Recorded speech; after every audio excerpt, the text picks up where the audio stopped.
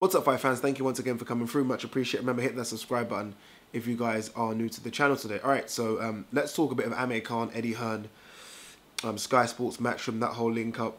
I was watching the press yesterday on Facebook Live, and I have to say, I was still watching it with a bit of amusement, a bit of astonishment, and every other you can think of. I'm still shocked by the move. I think it makes sense, as I said yesterday on one of my videos, I think it makes sense for all parties. For Amir Khan, if he says he wants to fight in the UK, there is no bigger UK promoter. I think Frank Warren's catching Eddie Hearn. But in terms of putting on those big shows, I still think Frank Warren and Box Nation, I don't know what it is, but every time I watch a show they put on, it just looks stuck in the 80s.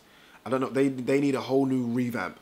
I think BT Sports will chuck some money at it, but I think Amir Khan needs success and needs money and needs big shows now. Whereas I think Box Nation, BT Sports, Frank Warren are probably going to offer that. And probably going to get their product right, 100% right, next year. And I think Khan can't wait for that now. I was going to get this out of there and get it out there straight away. I'm going to contradict myself. Because I think on my past Khan videos, I think I've said Khan can become a world champion again. And that Amir Khan potentially could beat certain welterweights. I've had a massive rethink, and I think Amir Khan's done. And people might thumb down the video, and look, guys, just an opinion. I think Amir Khan's done, and it's for a number of reasons.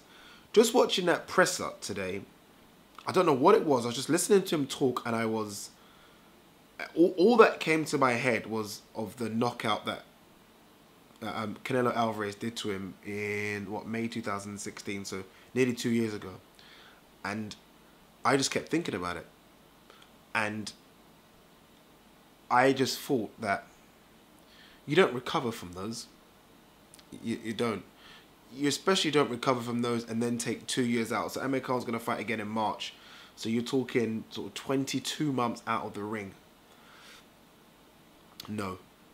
Not for me, no. You know, I don't know what it is about boxers, but boxers are almost delusional to think that they can take the time they sometimes take off and come back and supposedly be better, fitter, stronger than they were in their so-called prime years. And that's kind of the words Amir Khan was using.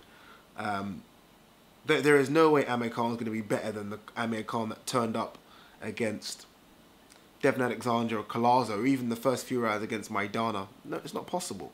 It's not possible. You can't take that much time out the ring. Now, if Amir Khan was taking that much time out of the ring and doing maybe what a Chris Eubank Jr. does, not to that extent, but staying in shape and always training, then maybe. But I think it's fair to say Amir Khan doesn't do that, right? I think we all saw the pictures of him entering the jungle and I'm a Celebrity, get me out of here, and he was well out of shape. You just can't take 2 years off. I mean, you think about some of the best athletes in the world, the best. I'm talking, if you go to football, Ronaldo and Messi, I'm sorry, as good as they are, they can't take 2 years off and then come back and beat Ronaldo and Messi again. They'll be good, they won't be that. So, I mean, Amir Khan can talk as much as he wants, and Matchroom can boost him up as much as he wants. Khan will come back as a good fighter, but against the top welterweights, I think he'll get smashed. I think as soon as they land, as soon as they put pressure on him, I think he's done. And when I say top welterweights, I mean the following people. I mean Spence, clearly mean Furman, Crawford, that's now stepped up into the weight class. I wouldn't even like to see him against a Matisse type pressure. I'll be honest, I'd be a bit nervous for that. And then you've got, obviously, ones like Porter around. Danny Garcia will be confident that he could beat Amir Khan. A rematch would be a good fight, but I think Danny Garcia will beat him. I think signing a free fight deal with Eddie Hearn, and obviously they've got a right to an extension, is smart. I think the first couple of fights are gimmies. You know, you're talking about fighting in March and then August, so... You know, in March, August, 5 months later, so it's not going to be a tough fight, really. March and then August, and then, as Eddie Hearn said, a big fight in winter 2018. So when he says that, for me, you're talking about two gimmies, right? You're talking about two gimme fights against maybe top 30 opposition, and then you're talking about a cashing out fight in the winter. That's the way I look at it. against a potential big foe. And I don't see how Amir Khan beats those guys anymore. Those top guys. He mentioned Manny Pacquiao. See, he mentioned fights that sound good on paper. Pacquiao, okay, because Pacquiao's from that really old school generation, makes sense. He mentioned Kell Brook, it's not going to happen. And then he mentioned Spence and Furman. Sure, Eddie. Sure.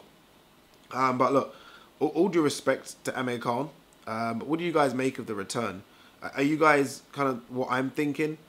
I'm not joking. I've watched that Canelo Alvarez knockout maybe 30 or 40 times. And I get that Khan was doing very well for the first couple of rounds, but as soon as he got caught, fuck me. He looked dead. I don't mean that. People don't cuss me for saying that, but he actually looked out. I worried for him.